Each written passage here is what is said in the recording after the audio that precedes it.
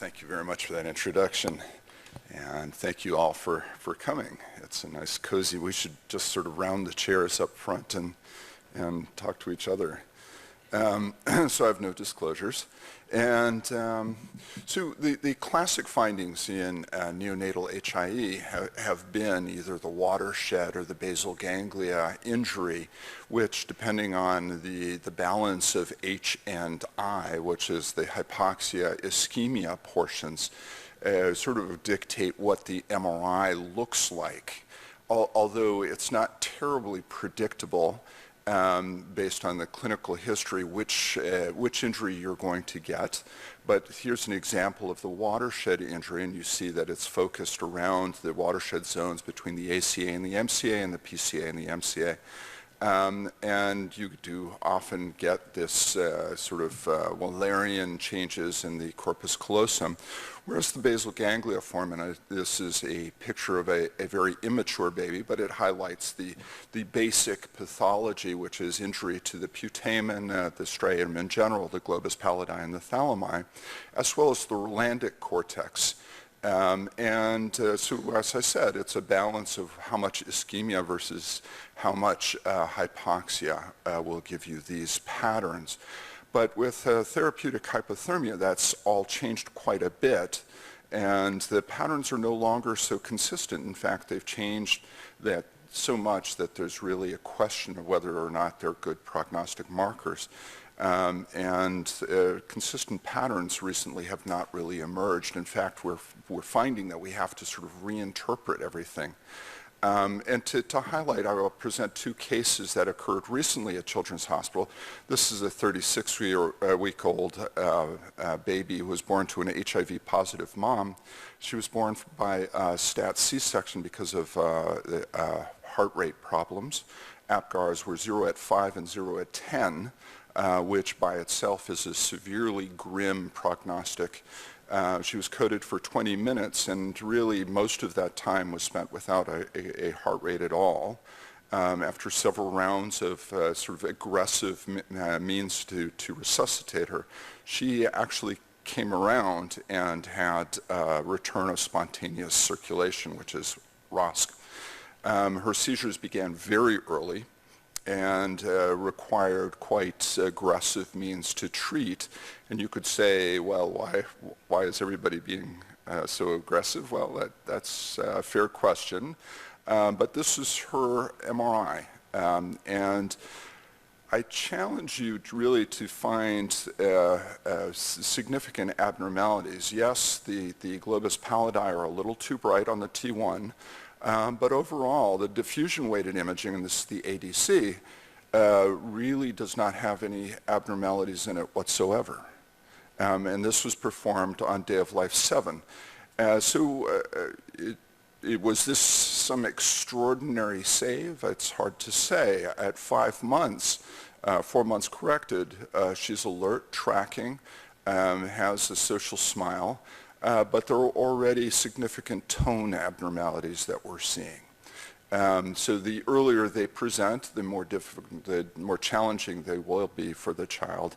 And audiometry, I mean, this is sort of unrelated, has moderate to severe sensory neural hearing loss.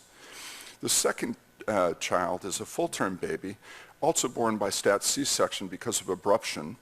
Her weight was good at 2.6 kilos. She was intubated. This was at an outside hospital. A children's hospital does do births, but it is a children's hospital, and so the births are really reserved for prenatal diagnoses of congenital malformations. NICU transporter arrived at about 3 hours of life, and the infant at that point was essentially dead, fixed pupils, unresponsive. She was transfused, dopamine was started, an ABG 1 hour after birth was 6.7 minus 30, which is a very grim prognostic. At 7 hours of life, that only been marginally corrected.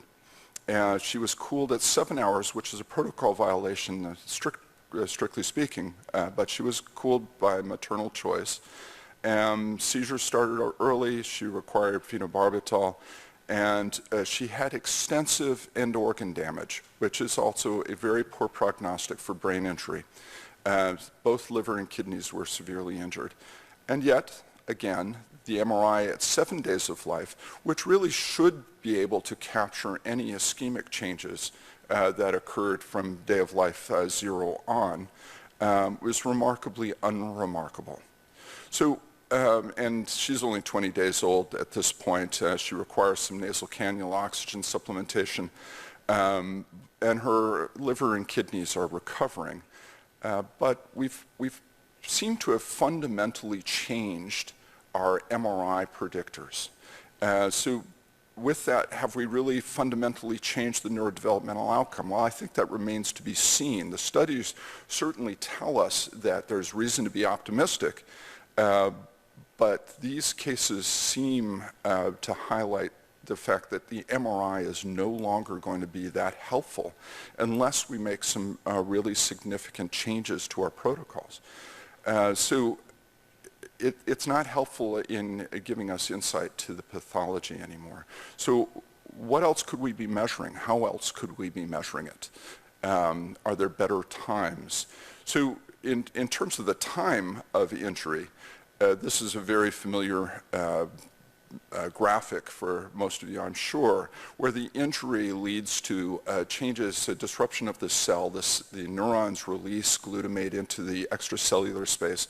The glutamate causes excitotoxicity to the surrounding cells, and there's this cascade of events that involve calcium, oxidative species, and inflammation. The inflammation picks up within hours of the injury, and it progresses for 4 days. Cell death continues 4 weeks, and then there's repair. If we're imaging at 7 days, what we're capturing is a repair period, and we're obviously not seeing some of the injury. So we need to start thinking about screening for metabolic rate of oxygen and being able to see how this injury is progressing during this time. So if we lived in a perfect world where we had an MRI that was immediately available to every child that suffers HIE, the ideal protocol would be to image these babies before starting therapeutic hyperthermia to get a sense of the severity of injury, and then repeat the MRI at the end of our therapeutic protocol and have something to fill us in on the missing data in between.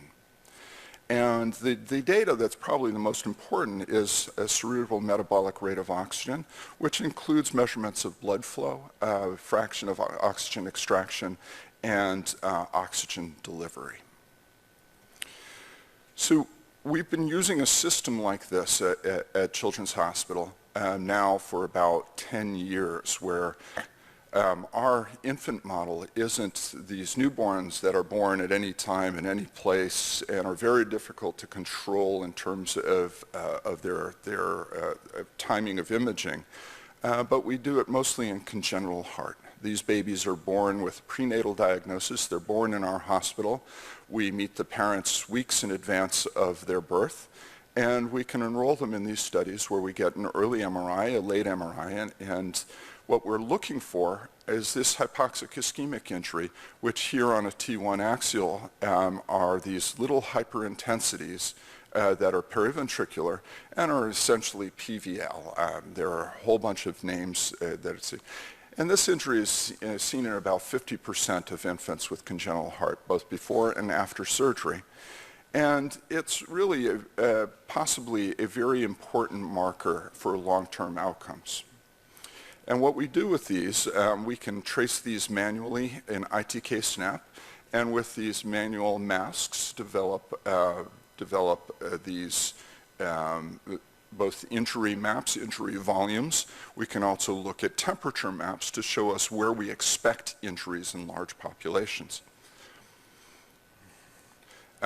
We divide this into quadrants, and that helps us with our late outcome measures when we bring these kids back for neurodevelopmental testing, and we can say what lesions are related to what lack of function.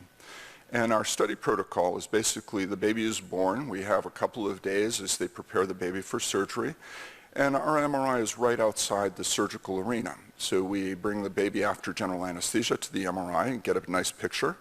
We also start making measurements with optical equipment, and I'll talk briefly about that a little bit later.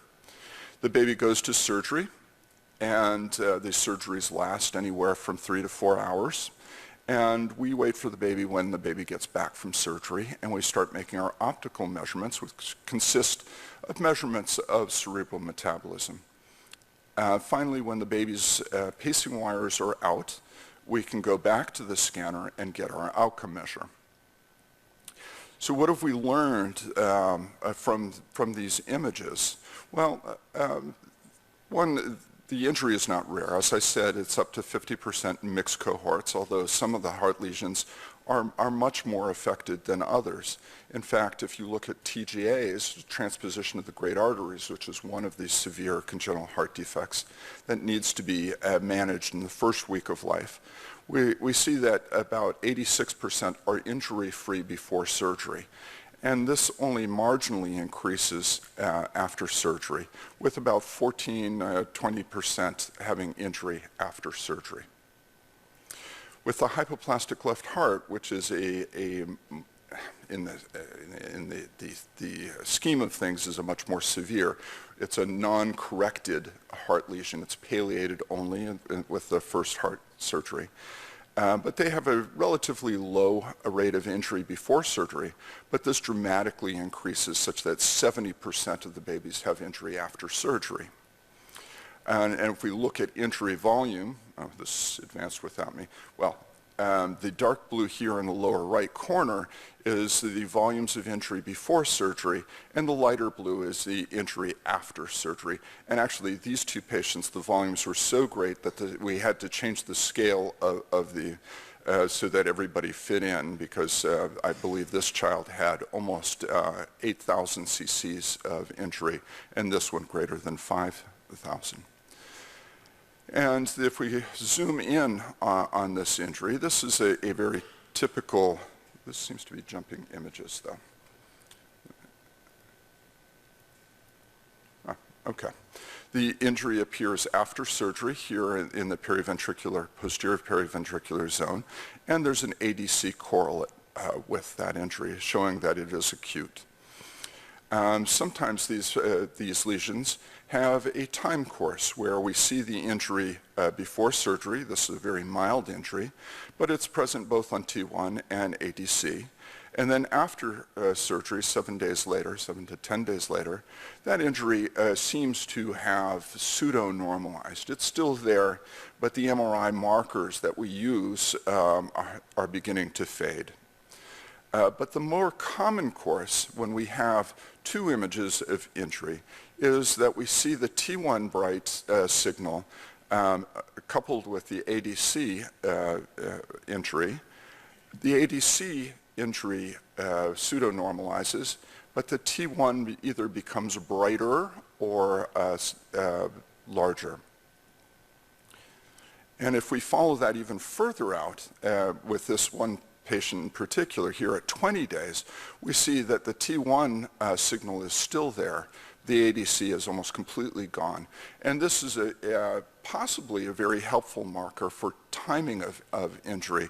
And the graph down below follows the respective intensities of these two signals, the ADC and the T1, with the T1 peaking somewhere around, what is that, about a week, and then starting to fade over the course of the next couple of weeks.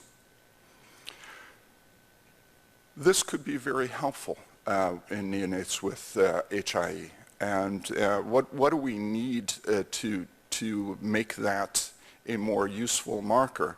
Well, we need to have a better sense of this temporal evolution of the T1 hyperintensity. We actually really have no idea what causes the T1 hyperintensity. When we think of T1 hyperintensity, it's fat or calcium or fresh blood. There is no SWI signature on this, so it's probably not calcium or blood. And it could be fat from the lipid-laden macrophages that invade an injury.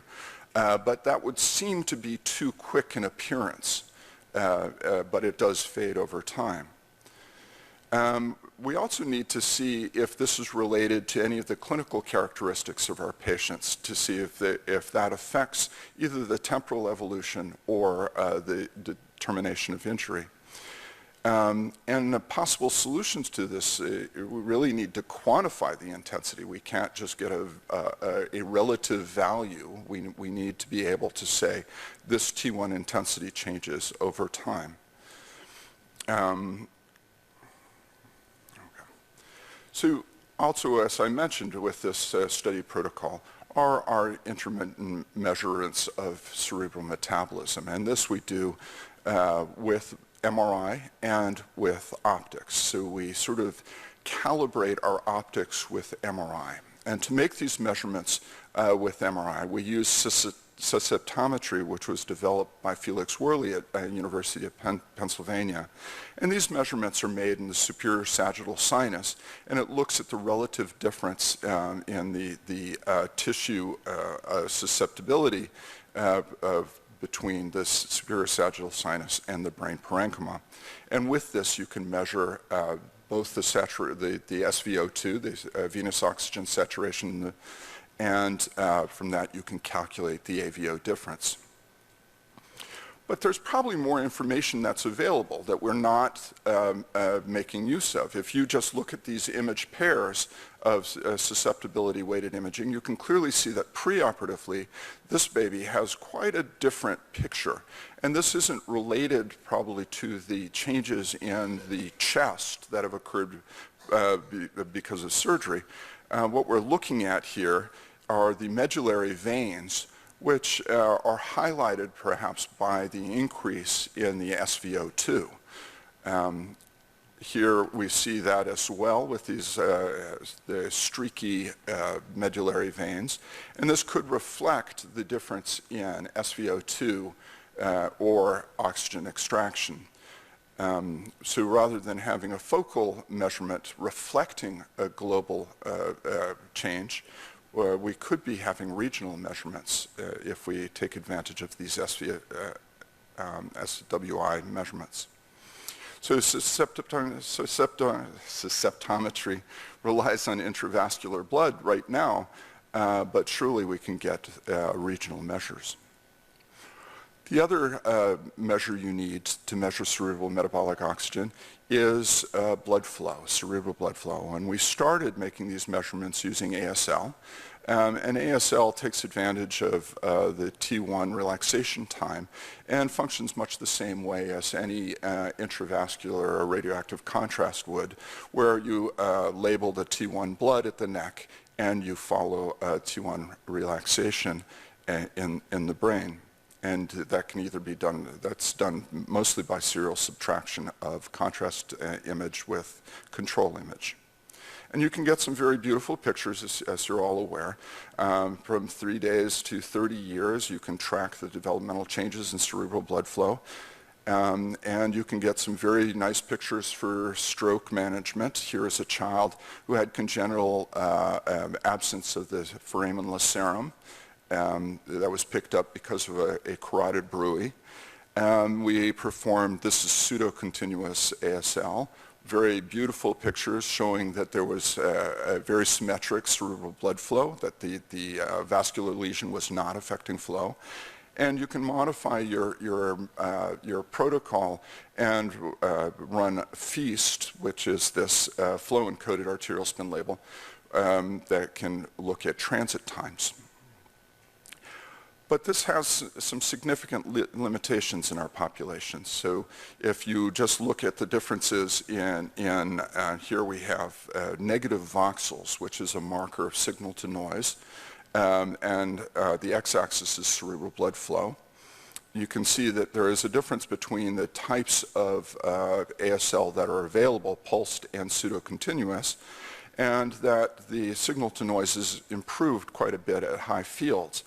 But our kids are still at very low flows, so about 20 mils per minute per 100 grams of brain tissue. And so despite the improvements, there's still significant difficulty using ASL in this population. So we use velocity-encoded flows. Again, with intravascular, we lose the ability to make regional measurements. And regional measurements are so important in hypoxia ischemia because you want to know what the basal ganglia are doing.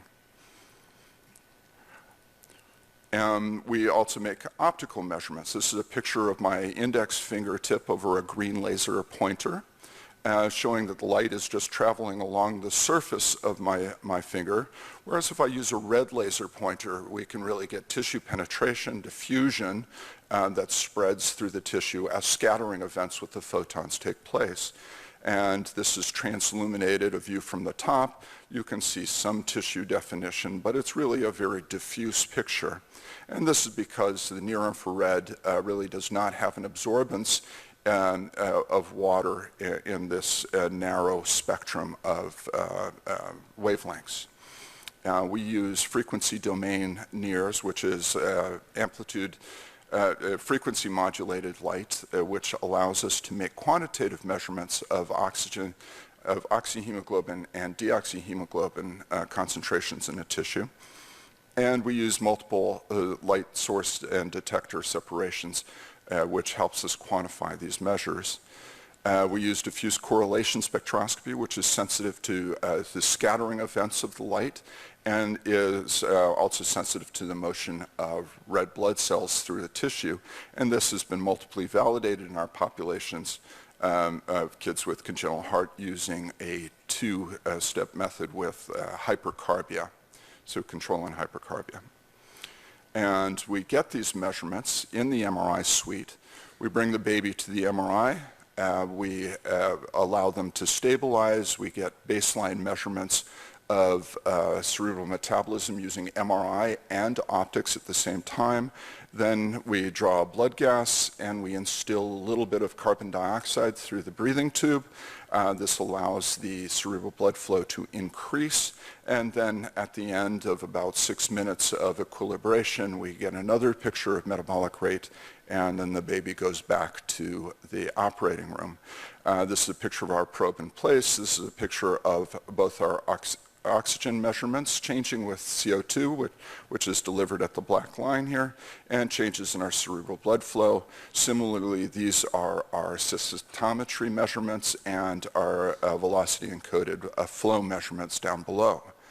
And so we can then correlate these measurements, optics to MRI, with the MRI on the y-axis and optics on the x. These are fairly good correlations, and this is with the change with CO2, and this was published recently in Cerebral Blood Flow and Metabolism. And important, too, to have these measurements because the next speaker has also used the same instrument to look at babies with HIE, and I think she's going to talk about this a little bit more later. So I'm not going to expound on it, but there are significant differences in metabolic rate in the injured babies as they are recovering from their injury. And these measurements were made during repair, and if we can make these measurements early and continuously, we may have an idea of what is actually going on inside an infant's brain. So what we need at this point are regional values of venous oxygen saturations, as well as regional volumes of cerebral blood flow, to help us understand the changes in brain metabolism, because we're not going to be able to rely on diffusion-weighted imaging to show us areas of injury anymore. We also need to start, now that the technology has expanded, we can start to think about doing things even before the baby is born. With our kids with congenital heart, we have been forced into this area of research because we have found that the long-term outcomes of these children are really suboptimal. We have here a 16-year outcome of adolescents born with transposition of the great arteries that showed that 65% of them were using ancillary special services in school, which included tutoring in 40% and full-time special education in 25% of this cohort. and the babies born with hypoplastic left heart are even worse. We looked at structural measurements to define brain maturity at the time of their first surgery, and developed a method to measure this brain maturity, which was then taken by other people to their clinical cohorts and validated in their populations, but also found that these measures of maturation were very significantly correlated with both their neurodevelopmental testing scores at 2 years, but also related to this brain injury that they were developing around the time of surgery. Kathy Limperopoulos was with this publication in babies with and without congenital heart defects, and I said babies, but I meant fetuses. She enrolled 100 and some mothers, 50 of which carried babies that had congenital heart, and 50 had normal fetuses, and was able to show that starting around the early parts of the third trimester, that there's a divergence in brain growth in these infants, which really opens up a possibility for intervention in the fetus even before the baby is born. We adapted our maturation scores using Kathy's data, and we were able to develop a fetal maturation score. This is an observational score that is very simple to use, and it actually predicts gestational age quite well, and here we have gestational age on the x-axis with the maturational score on the y-axis, showing that it really predicts gestational age within 4 days or half a week of the actual fetal gestational age. And in the population of babies born of fetuses carrying a congenital heart, we were also able to show that there's a divergence of maturation, not only just brain volumes in the babies, in the fetuses with congenital heart. So we can now start to pick out infants that are possibly at more risk for difficulties around the time of surgery. How could we apply this to populations of infants that are at risk of perinatal hypoxic ischemic injury? Well, certainly the IUGR babies, if they're recognized early, well, I could certainly imagine that MRI imaging of the fetal environment, of the fetal central nervous system, would give us a view to anticipate troubles and possibly intervene. I think that a good area of investigation, and I think I saw that there's a session later on in the week on placental pathology, imaging placental blood flow. If we did this as part of routine maternal workup, we might be able to prevent perinatal injury altogether. So I think that MRI of the placenta is going to be a very interesting career choice.